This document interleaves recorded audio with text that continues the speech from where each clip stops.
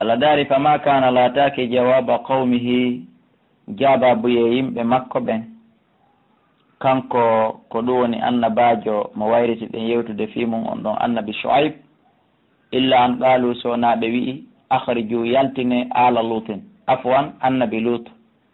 wonali jababuye yimɓe makko ɓen sonaɓe ni yaltine ɓe ngure luuti nde min qaryatikum ittonɓe kasare mo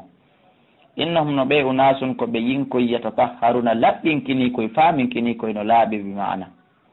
Allah daali fa anjaynahu men dandimo wa ahlahu kanko e ɓeygure makko nden illa mratahu sona ɓeygu makko saabu on ɗon o laatike himo tindinayno hoɗongo mo tindinayno bandiɓe ɓen himo andinaynoɓe himo feññinanaynoɓe wonde annabi Luutu heeɓi hoɓɓe ɓe ara ɓe yana e maɓɓe wona wasi de himo waɗayno luutiyanko yagal ngal o waɗatano ɗum ɓe inni en ka tafsir ka teddingol annabajo on ɓeygu makko wata wonde jinowo bal himo wallitoto noon ɓeya signala ɓeya e waɗugol jina o Allah dal gaddarna ha min hoddirimo kanko kadi minal ghabirina ko jeeyaɗo e halkaɓe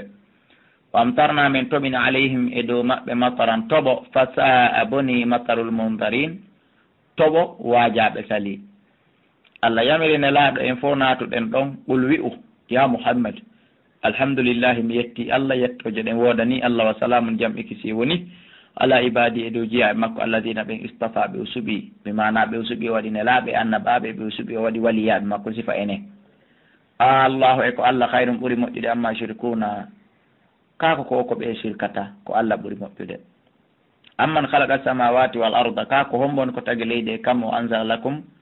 o jippinani o mina sama yoyti kasama ma andiyam fa ambatana min fuɗini bihi sabu ɗan ndiyam wada hadaika zardenji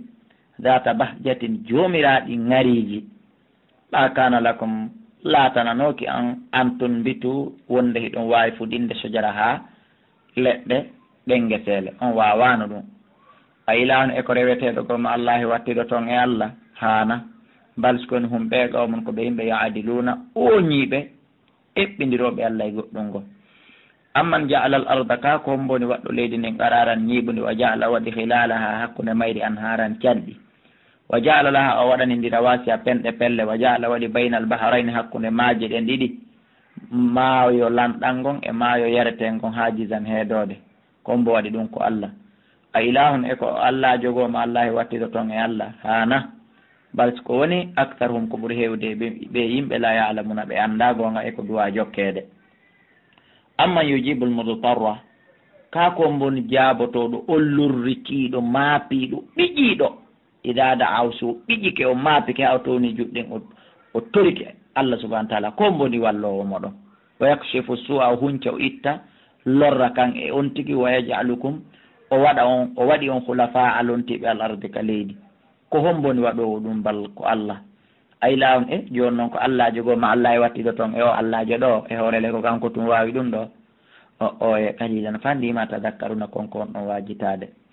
amma yahdikum kam ko mboni mono fewno on fi zulumatil barri e nder ni ɓe jornidi wal bahari e bahar o oman yursilu riyaha ko mboni mono wurta keneri ɗi bushran ka welo welo bayna yaday rahmati ko adi yurmede makko nde adda ɗum woni ndiyan ɗan aylano e ko reweteɗo goma Allah e wattiɗo toon e Allah ta'ala Allah towi amma shirkuna e gaay koko on ɗon shirkude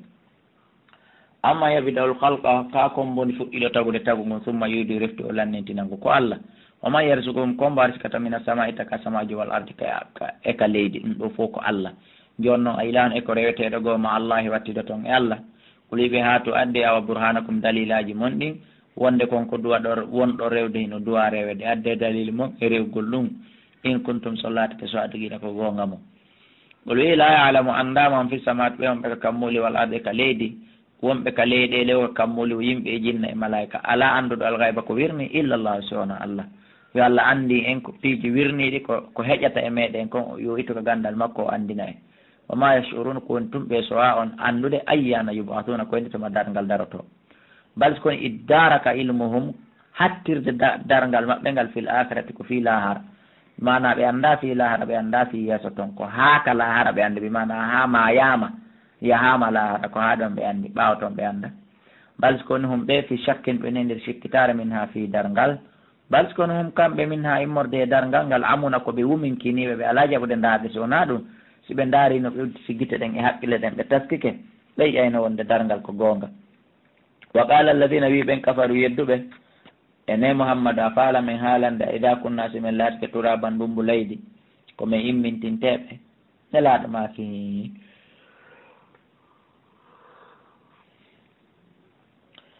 ko ɗum woni wa qalu ɓe inni awa joni ɓe a faala wiide simin maayi men laatike mumbuladi komin immintinteɓe nelaɗo maki ɓe inni awa aaba una e babiraɓe amen ɓen immintini taw e babiraɓe amen ɓen men wa aba una ene e hay babiraɓe amen ɓen kadi a innano minen la mukhrajuna komin yaltinteɓe ka leydi min fo ɓawa min maayi nelaɗo maki ɓe inni awalaga ɗu o idna gomɗi men fodama haga ɗum ɗo nahano minen wa aba una e babiraɓe amen ɓen min kabilu ko neeɓi ila min fuɗɗa foddude ɗum kono ha hande waɗali in hada ɗum wonala illa satirul awwalina si wona tindi yimɓe aranɓe ul haalanɓe siru yahe fil ardi ka leydi fanzuru ndaron tasko ɗo moƴƴa kayfa kana ko honno laatori aqibatul mujrimina battane bonnoɓɓen on taway wona ko yelini wona ko yettini wala tahzan alayhim o ta suno e maɓɓe ya mouhammad ta suno ɗi golleli bonɗi ko ɓe jokki wala takun wata laato fi dayqin e nder ɓittere mimma yamkuruna e ɗe pewje bonɗe ɗe ɓen fewjude ɗe yanta e hoore maɓɓe wala yahilu makru sayyi'u illa bi ahli wa yaquluna hiɓe wiya mata hadal waadu koynde to mawni ngal nden fodore ɓe mana fi darngal in kuntum so laatike sadiqina ko gonga mo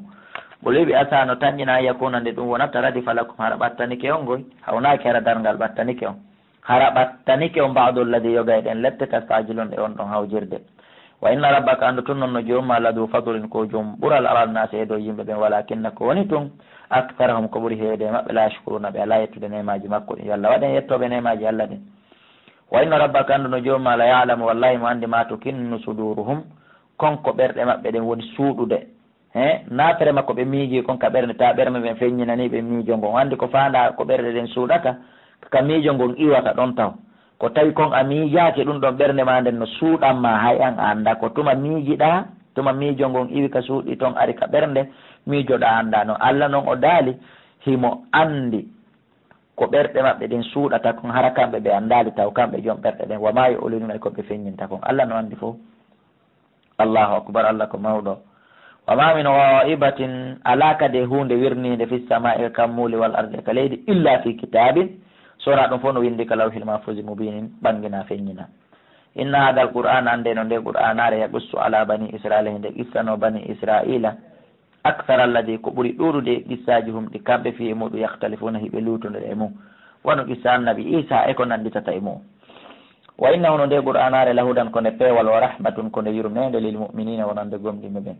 inna rabbaka an no jomma yaqdihim o ñaawa baynahum hakkunde e maɓɓe bi hukmi saabu ñaawore makko nden wa huwa al azizu kanko ni tedduɗo al alimu anduɗo on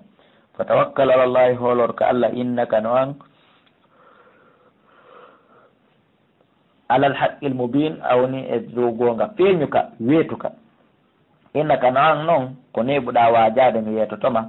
la tusmi'ul mawta ananin ta mayɗo goy ko fandano mayɗo ko kala tawɗo iman e tawhidi alaka ɓernde mum ka wonkimo on ka haqqille mum kon konta mayɗo ka islam ananin ta mayɗo wala tusmi'u summa ananin ta kadi paho addu'a anoddandu ida wallahu siɓe hucciti mudbirina ɓe yeehi awata ɓenan min hay siɓe fewtuno nafere mabɓe hucciti wama anta wonali kadi ɓe haadil umri ka fewno bunɗo an dalalatin itta ɓe ga e majjere maɓɓe nden ɓe mana ko Allah faala haalande ne laaɗo ko très simple innaka la tahdi man ahbabta a fewnata mo yiɗɗa walakinna Allah yahdi man yasha ko woni Allah mo fewna on mo yiɗi ko ɗum Allah faala haalande ne laaɗo Allah subhanahu wa ta'ala daali in tusmi'u a wawata naninde illa ma yu'minu sona on gomɗino ɓe ayatina ayaji amen ɗe fawm hara kamɓe muslimuna koɓe jebbiliɓe ɗum woni julɓe ɓen wa ida waqal qawlu si konngol lettengol yani alayhim e dow maɓɓe akhrajna lahum min yaltinanayi ɓe dabbatan daabihum min al ardi immorde ka leydi tukallimum kun hino yewtaɓe annannasa wonde no yimɓe ɓe ndey kano ɓe laatike ɓe ayatina ayaji amen ɓe la yuɓinuna ɓe hoolaki ɗe yoɓe accu ɓe hooloɗe ɓe huulo Allah yoɓe gomɗin Allah yoɓe accu ɗi golleli maɓɓe bonɗi kañum kullum kun yewtaɓe ɗum fi kun kullum no mari qissaji lutondirɗi woɓɓe inni ko hakkude safa e marwa kun yaltata woɓɓe wi ala kulli haalin ko woɓɓe wi ko madina woɓɓe wi ala kulli haalin ko e nder madina woɓɓe wi iraq piiji buy no adda fi kullum kun no mari qissaji jani on nodday ka numéro ji wawen yanñade ɓuuri ɗo inchallahu 68 60 53 09 même numéro e réseau ji ɗin fop si wona areban wa yawma nahshuru Allah daali ala kulli haalin ɗo Allah yaltinoyay ka akhiru zamani daabe hun kono waajo yimɓe ɓen mana mummunte hun awalegoy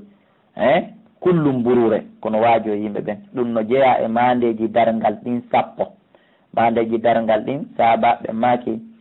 nelaɗo tawno men meɗen yewta fi dargal ñandego ɓe maaki he on yiyata dargal hino daro hayi on mandeji sappo kum ɗo mummunte hun yaltay kon ɗo hino jeeya e kañum mandeji ɗin sappo jeenaji hedditiɗɗin ton en nodday kadi himireji fi wawa humpodirde fi wata darse on juutu pandi wallahu ala wa alam wa yawma nashuru ñande men mo min kulli ummatin immorde kala mofte fawjan konili mimman yukaddibu immorde jeeyaɓe ɓen fennuɓe ɓe ayatina ayaji amen ne famara kamɓe yusa uno hiɓe sogge hatta ida ja'u ha so tawi woni ɓe ari ha ɓe hewti kaɓe nodda ɗon ɗum woni yeeso Allah qala Allah daala onon ɗo akaddabutum e on fennuɓe ayati ayaji an ɗen walam tuhitu biha tawile on huuɓidaki ɗe on huuɓitali ɗe ɓe mana on humpitaki ɗe ilman andugol fi majje onon on yeddu ko on anda on accali ha yi on taho amma da kuntum ta'malun ma ɗum nde wotami hewjo ma ɗum nde kon ɗum laati ɗon ɗo golla ka aduna Allah no ɓuri ɓe andude ko ɓe wonno gollude ka aduna koyeɓe jaban hoore maɓɓe fiye ɓe ɓeydu nambude hoore maɓɓe o waɗal qawlu konngol lettengol yana aleyhim e hoore maɓɓe bima zalamu saabu konko ɓe tooñi fam kamɓe layam te kuna ɓe wawata yewtude nden ñande Allah daali alam yara e ɓe yiyaali anna menen jaalna layla men waɗi jemman liyaskunu fihi fiyoɓe deeƴu e makko wanna haara men waɗi ñallal ngal mubsiran tasakuye kono noon wallahi Allah waɗi jemma on deeƴirɗo kono enen laggine fewndo ɗo e nder ɗi duuɓi sakkitori ɗo enen en annda koko Allah subahana taala waɗi o jemma deeƴirɗo maade hiɗen anndi ɓay hiɗen walade ɗano wota en dullu yette nemaji makko ɗin kono no mankani en moƴƴi andugol deejere jemma ala sabil misal wallahi hande o janggingal mi jooɗino mi retarde ko yata leer goto ma leer ɗiɗi feƴƴi lanka mi wowi fuɗɗade ɗon ko ɗum saabi mbini tawi no fellede quartier amen on fo muɗum nano e ñaamo hino pompannede kala hino dogi sokiti ka cuuɗi ko ɓawa mi woni ha wayi wasi deƴƴitay mi yalti mi jooɗi kadi ka terrasse nde tawnoke ka terrasse mi jooɗoto chambre go ala salon ala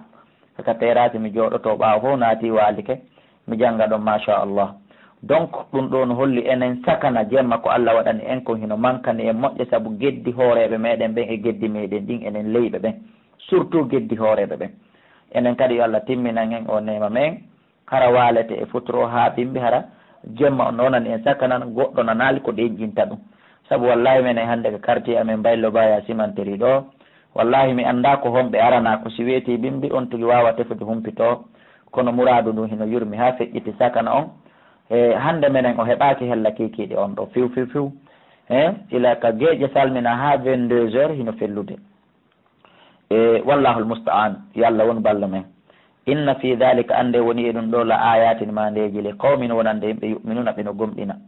wa yawma yunfahu ñande wuttoya fi suuri ka ndel araduru fo fasi a ɗeñƴoto ɓe mana ñande asrafil wutti fiyo maaye ɗeñƴoto man fi samat kala ɓe wonɓe ka kamuli wa man fil arde kala ɓe wonɓe ka leydi illa man sha Allah sowona ɓen ɓe Allah yiɗi lutondirama ka tafsir woɓɓe ɓen ɓe Allah yiɗi ko annaba ɓen ene laaɓen woɓɓeni ko yanɓe shahidi ɓen wallahu ala wa alam e woɓɓe goo hino yewta e mum wa kullun dendanangal tagore nden a tawhu araymo kanko Allah dakhirina hara ko hoyi ɗum yankinani ɗum Allah lamɗo laaminoɗo e laamanoɗo marnoɗo e mo mara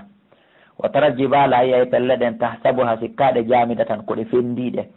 kono hara ɗe fendaki woya tawa kanje tamurru hiɗe yaha marra sahabi wono wiɗeta ni duule ɗen hino yarata hoore kammu ka hoore weeyo ayi ay fello no ɓoroto monnimba ɓoroto kakolima ɓoroto uhudi ɓoroto ɗe ara ɗe suuya ɗe fotta ka hoore jooli eka jolti kala ka jolti ɗe fotto ɗe honko ɗe muncodira ɗon jarendi majje on sama ha hebbina kala jooli koni ɗon e kala gayɗe koni ɗon feppodira ha leydi ni fof muɗum wawa feppude ko qur'an haalani en kon ɗo hara latara iwajan wala amta Allah subahana taala daali sun allahi ko golle Allah ni wallahi alladi allahjo atqana wawɗo ɗigginde wawɗo regilde kulla shay'in kala hunde innahu no kanko Allah khabirun ko humpitiɗo bima ta'maluna e ko wonɗo gollude on allahjo atqana ñaawuɗo golluɗo kulla shay'in kala hunde innahu no allah khabirun ko humpitiɗo bima taf'aluna konko wonɗo gollude. man jaa bil hasanati kala arduɗo e moƴƴere falaw hara hino waɗani o hayrun ko ɓuri moƴƴude min ha e nden moƴƴere nde o ardi. kono noon allah laaɓani en nde wona golluɗo gollal moƴƴal o yoɓata juddi ko kala golluɗo gollal moƴƴal ma wowli konngol moƴƴol yaadi e mum haala hara bonali. saabu sa golli gollal moƴƴal a shirki ma a tooñi goɗɗo ma a waɗi zina a tuubali e ko nantata e ma a wujji goɗɗo ma a feni hoore goɗɗo ko nantata e mum ma a ñoƴi goɗɗo haray ɗen ɗon golle ɗe kontuɗen ɗo fof ko ñaamitayɗe gollal ma moƴƴal ngal bonnal ngal. donc ko golluɗo gollal moƴƴal hewtude e maggal ko ɗum o daali man jaa bil hasana kala arduɗo e gollal moƴƴal falo haray no waɗani mo hayrun ko ɓuri moƴƴude min ha immorde ko golli kon. ko ɗum waɗi si pullo Fuuta wi wona heɓugol woni hettagol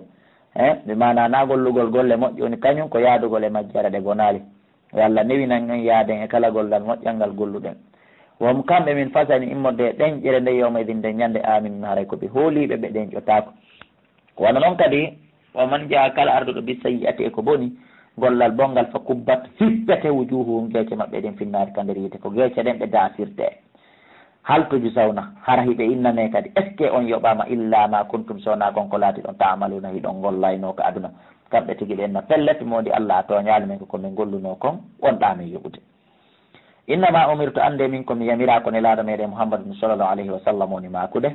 amma min Abdoullahi kalami fillito to woni innama umirtu ande komi yamira an abuda rabba hadihi l baldati konde mi rewata jeyɗo ndiɗo leydi man huwa Allah ko Allah woni ko jeyi leydi ndi alladi o allahjo harramaha harmin ɗo guere e mayri wala ho kanko oɗani kullu shen kala wonde ndi leydi fandaɗi ɗo wona aduna on fof bal ko makkatul mukarram. wa umirtu mi yamirama an akuna nde mi laatoto minal muslimina jeeyaɗo e jebbilaniɓe Allah. mi yamirama kadi wa an skoni wa an atluwal qur'ana e nde mi janggata qur'anare nden da'iman waɗen qur'an jatigi men waɗen qur'an ittirde en wula waɗen qur'an ittirande en andeji e moneji duumoɗen e nde qur'anare wallahi duumiɗo gar alqur'anare nde wo o wasata o tampata o soñjotako yo Allah ko ren mbaɗi koni qur'an famani tada kala fewɗo fa innama yahtadi ande ko fewani kolli nafsi ko hoore makko waman balla kala majjuɗo faqul wi'u innama ana ande no min minal mundirina comme jeeyaɓe wajotoɓe wa qul wiya alhamdulillah mi yetti Allah sa yurikum aray o holla on ayatihi mandeji makko ɗin fata arifuna ha andon ɗi ɓirrito ɗon ɗi andon ko kanjini sabu wama rabbuka joni ma wonali ɓe wafilin ko welsindiɗo amma ta amaluna e gay ko won ɗon gollude kon. suratu qasas e makkiya ton ngol ɗo kadi ko ngol makkiya sowona yoga e ayaji no derga ilaka inna alladi farada alayka alqur'ana ha kangol suuri ɗon ɓen ɗon ko hakkude e johfata e makka ko hakkude makka e madina woni ko e jippi e nokkure wiyetede johfata nden ɗum ko hakkude makka e madina ko ɗo woni ko ɗen ɗon ayaji jippi ko hedditi kon fof ko makkiya. bisimillah rahmani rahim tasin mim en firino tasin mim en ala yelditade e mum tilka ɗum ɗo ayatul kitabi ko ayaji deftere nden ni almubini feeñu nde natulume ɗen jangga alayka e dow ma min nabayi Moussa immorde habar Moussa gissa annabi Moussa e nder qur'an on fof musidɓe julɓe ko ɗum ɓuuri juutude saabu ɗo ilaka suratol ngol fuɗɗi fayda ha kan ko lanni ko gissa makko woni mum ko ɗo ɓuuri hebbinde min nabayi Moussa immorde habar Moussa wa fir'auna e fir'auna bil haqqi sabi gonga le qawmin wonande yimɓe yu'minuna ɓene gomɗina hoolo ɗum woni enen inna fir'auna meɗen yetade ma qissa gongaji on mo tawata gomɗinɓe ɓen hooloto meɗen natande qissa on jento ya ahi inna fir'auna ande no fir'auna ala o townitike fil ardi ke leydi wa jaala waɗi halaha yimɓe saare nden shi'an pecce pecce lanɗo be lanɗo so tawi woni o wuurinayi rasi siyagal e leydi e crime e dictateur yagal ko ɗilayi bonɗi o natata naadugol rasi siyagal e leydi ndin si laamo ma ɓaawo laami ko yagayni waɗa rasi siyagal e nder leydi ni kala lanɗo mo yirɗon ɗum ande ko alama Allah okkaymo échec e nder laamu makko ngun ko alama wonde Allah falƴitaka laamu makko ngun ko alama laamu makko juutata wuri yastadifu kanko fir'auna tawi himo loƴini ta'ifatan fedde goo min humɓe maɓɓe qur'an précisal kombo kono eɗen andi ko bani israila yudabbihu himo hirsa abina'ahum ɓiɓɓe maɓɓe worɓe ɓen wa yastahyi himo acca nisa'ahum ɓiɓɓe maɓɓe rewɓe ɓen sababu hirsugol worɓe ɓen acca reɓe ɓen ɗaɗuta gaddama tafsiru ha firo ɗum kadi feƴƴino kala tawɓe jentaki to yo nodduka numéro ji 60 60 53 09 même numéro tout le réseau innahu no Allah kana o laatike min almufsidin e afwan innahu no fir'auna kana o laatike min almufsidin ko jeyaaɗo e bonnoɓe wa nuridu menen kadi min faala an namunna nde min moƴƴoto ala alladina e dow ɓen istud'ifu lu'inaɓe wano Allah faalira moƴƴagol kadi e lu'inaɓe ɓen lagine fendu ɗum ni o waɗi pré lu'inaɓe lagine wawaɓe lagine ile 1958 o woni pré wallahi anduɗon on anda wallitagol ɓe o woni pré moƴƴagol e maɓɓe o folinaɓe o lontinaɓe fil ardi ka leydi yo Allah on tawnu en yo Allah waɗen jeyaɓe e maɓɓe wa najalahum o waɗaɓe a yimmatan hooreɓe o waɗi pré noon o faandi kanko Allah moƴƴagol e lu'inaɓe ɓen o lontinaɓe ka leydi o waɗaɓe hara joni ko kamɓe woni hooreɓe ɓen ko kamɓe wonata ka palais présidentiel ko wano noon lagine ɗo kadi Allah woni pré wallitagol lu'inaɓe ɓen hara ko kamɓe ko mandoto sectureya e ko nanditata e mum wa najalahum min waɗaɓe alwarisina ronayɓe palais on e présidentiel on e primature on e ko nanditata e ɗin piiji koye ƴettu aya on yiilen e hoore men enen tigri musidɓe julɓe jentiɓe lamɓe tan ƴinigoy ɗum famde lan ka tafsir an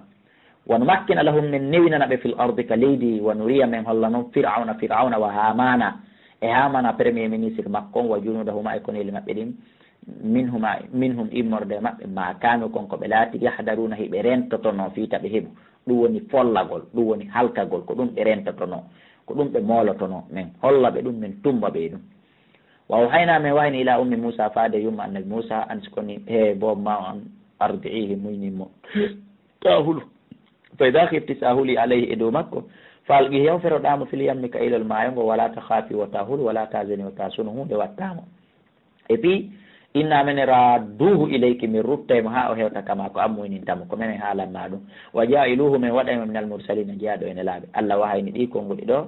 e ɓiɗo annabi Musa faltaqatahu hoccaymo alu fir'auna ɓeygure fir'auna ɓene amo liyakuna lahum fiyo laatanoɓe aduwan gaño molanaɗo janggo hasanan e sunu inna fir'auna ndeno fir'auna wa hamana e hamana premier ministre makko wa junudahuma e koneli maɓɓe ɗin wallahi qur'an wi en kanu ɓe laatike khati'ina koɓe faljuɓe koɓe wopoɓe wa qalat imra'atu fir'aun ɓeygu fir'auna wi ɗum ko nene Asiya oɗo kadi tawi jibinali ɓiɗɗo wono kom nene Zaliha no yewtino ɗen noon ka qissa suratu Yusuf oɗo kadi o jibinal ko ɓeygu lanɗo ɓawo hoccimo directement ko bobo punehum o heɓal ɓiɗɗo ha hande direct andingol fir'auna goɗɗum waɗeta oɗo o wi ɓurratu aynul li welo welo an walaka e ma an men fir'auna ɗande mara ɓiɗɗo joni jogito ɗen oɗo ɓiɗɗo lata ko tulu wotan waru oɗo de wotan waru o de asano tanjina an yam fa anande o nafata en janggo aw nattahidahu ma jogito ɗen mo walla dan ɓiɗɗo ɓay en jibinali ɓiɗɗo en heeɓi oɗo ko bobo punehum o anda nene o anda baba sona enen ɗiɗo wohum kamɓe hara kamɓe yimɓe ɓe laasuruna ɓe soata andude wonde na ɓiɗɗo men ni kala mo wiɗen ko enen heeɓi o hooloto ɓe fottani ɗum ɗon tawi daalowo fir'auna on daali ɗeygu makko kanko na Allah woni daalowo on e junngo makko